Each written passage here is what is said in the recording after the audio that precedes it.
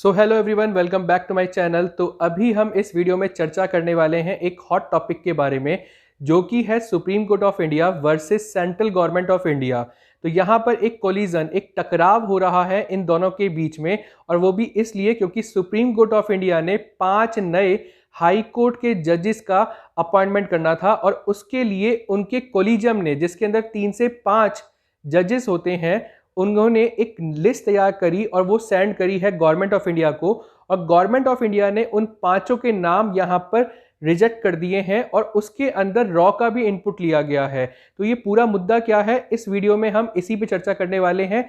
अगर आप चैनल पर नए हैं तो प्लीज़ चैनल को सब्सक्राइब कर लीजिएगा, और वीडियो आपको अच्छी लगे तो लाइक ज़रूर करके जाइएगा।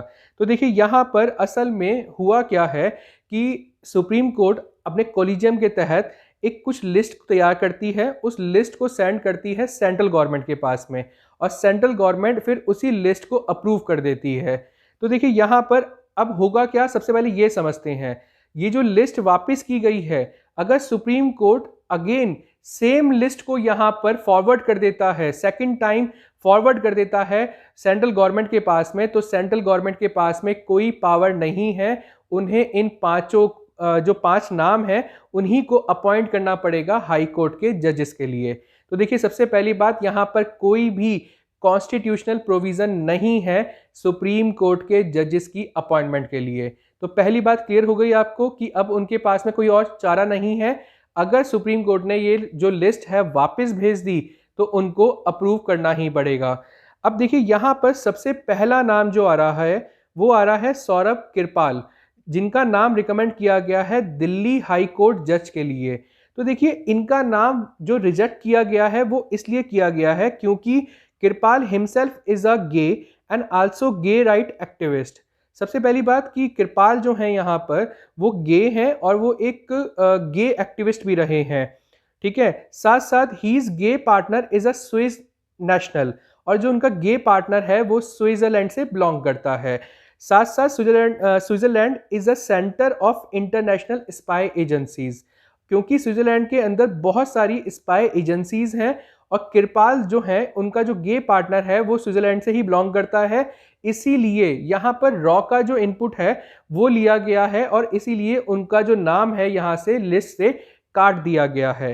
ठीक है, और दूसरी बात, India top most secret agency raw has recommendation to not appoint him जज but supreme court is held bound to make him जज। लेकिन सुप्रीम कोर्ट जो है वो चाहता है इनको जज बनाना, लेकिन रॉ ने जो इनपुट दिया है उसके तहत इनका नाम उस लिस्ट से काटा गया है जो गवर्नमेंट ऑफ इंडिया के द्वारा। देखिए अदर ऑब्जेक्शन जो है वो गवर्नमेंट को क्या रहा है कि how he will be neutral when there will be case related gay rights versus civilisational issues, कि अगर सिविलाइजेशनल इश्यूज के और गे जो राइट्स हैं उनके बीच में अगर कोई केस इनके सामने आता है तो ये कैसे एक तरह से न्यूट्रल होकर के यहाँ पर जजमेंट दे पाएंगे। ठीक है, अगला नाम जो है वो है सोमाशेखर सुंदरेशन का, जिनका नाम यहाँ पर रिकमेंड किया गया है बॉम्बे हाई कोर्ट के जज के लिए। देखिए यहाँ पर इनके ऊपर क्या लगाया गया है कि ये second jam of DY Chandrachud हैं। ठीक है, और is a corporate lawyer from the Mumbai, कि एक कॉर्पोरेट लॉयर है। साथ साथ ही is highly critical of current government, जो अभी की करंट गवर्नमेंट है मतलब मोदी गवर्नमेंट के, ये बहुत क्रिटिकल है। And his Twitter account was suspended on the recommendation of IB के रिकमेंडेशन के ऊपर इनका जो ट्विटर हैंडल है, जो ये नाम है सोमाशेखर सुंदरेशन, जिनका नाम हमें यहाँ पर दिया गया है बॉम्बे हाई कोर्ट के जज के लिए, उनका नाम यहाँ रिजेक्ट किया गया है। तो उनका ट्विटर हैंडल भी IB की रिकमेंडेशन के तहत यहाँ पर सस्पेंड करवाया गया था। देखिए यहाँ पर तीसरा नाम जो है वो है जॉन सत्यन का। जॉन सत्यन का नाम जो है वो मद्रास हाई कोर्ट के लिए प्रपोज किया गया है, लेकिन यहाँ पर गवर्नमेंट ने एक ऑब्जेक्शन लगाया है, और वो ऑब्जेक्शन ये है, he is politically biased, anti Modi and critical of government. यहाँ पर बताया गया कि वो एंटी मोदी हैं, साथ साथ वो क्रिटिकल ऑफ गवर्नमेंट है, इसीलिए इनका नाम जो है उस लिस्ट से काटा गया है। और इन्होंने यहाँ पर एक कैंपेन भी रन किया था जिसका नाम था शेम ऑन यू इंडिया, और ये हुआ था जब एक नीट के एस्पिरेंट ने अपना सुसाइड किया था। तो देखिए नीट के एस्पिरेंट के लिए इन्होंने शेम ऑन यू इंडिया के नाम से एक कैंपेन चलाया था। इसीलिए जो जॉन सत्यन है जिनका नाम प्रपोज किया गया है मद्रास हाई कोर्ट के लिए, उनका नाम लिस्ट से काट दिया गया है। अगले जो दो नाम हैं वो हैं अमितेश बनर्जी एंड साक्या सेन। ये दो नाम जो हैं वो कलकत्ता हाई कोर्ट के लिए प्रपोज किए गए थे। तो देखिए यहाँ पर बनर्जी मतलब कि अमितेश बनर्जी जो हैं वो बेटे हैं किसके, यूसी बनर्जी के। और यूसी बनर्जी एक कमीशन के हेड थे जो कि यूपीए गवर्नमेंट ने सेटअप किया था, जिसने यहाँ पर बताया था कि एक कॉन्स्पिरेंसी हुई है 2002 के अंदर, रूल आउट एनी कॉन्स्पिरेसी।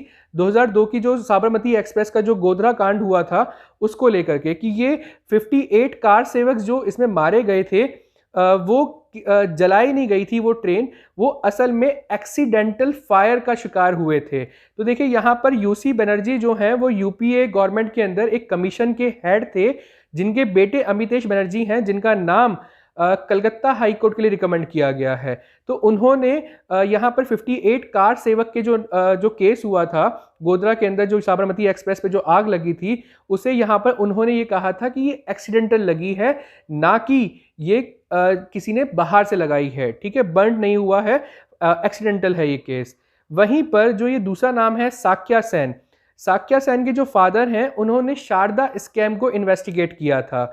साथ साथ यहाँ पर ये चीज़ ध्यान रखिएगा कि सुप्रीम कोर्ट का जो कॉलेजियम है जिसमें 3 से 5 जजेस होते हैं, वो किसी को भी यहाँ पर जज घोषित कर सकते हैं हाई कोर्ट का, जो सिटीजन ऑफ इंडिया हो और साथ साथ वो हाई कोर्ट के अंदर जो उसकी जो लॉ की डिग्री है उसे 10 साल कंप्लीट हो चुके हों। तो देखिए इस टाइप की पावर जो है वो सुप्रीम कोर्ट के पास बहुत समय से हैं, तो वो किसी को भी अपॉइंट यहाँ पर कर सकते हैं। दूसरी बात, no country in the world have such system and this system if often been criticised. ऐसा सिस्टम किसी और देश में नहीं है और ये सिस्टम बहुत बारी क्रिटिसाइज भी किया गया है, जिसके अंदर सुप्रीम कोर्ट जो है अपनी मनमानी तहत किसी को भी जज अपॉइंट कर सकता है हाई कोर्ट का। तो देखिए ये सारी जो डिटेल्स हैं मैंने यहाँ पर इकट्ठी करी हैं, और अगर यहाँ पर ये जो नाम जो अगर दोबारा से इन्होंने चेंज करके नहीं भेजे सुप्रीम कोर्ट ने, अगर उन्होंने सेम फाइल यहाँ पर भेज दी तो यहाँ गवर्नमेंट ऑफ इंडिया को उसे मानना पड़ेगा, उनके पास में कोई और चारा यहाँ पर बचा नहीं है।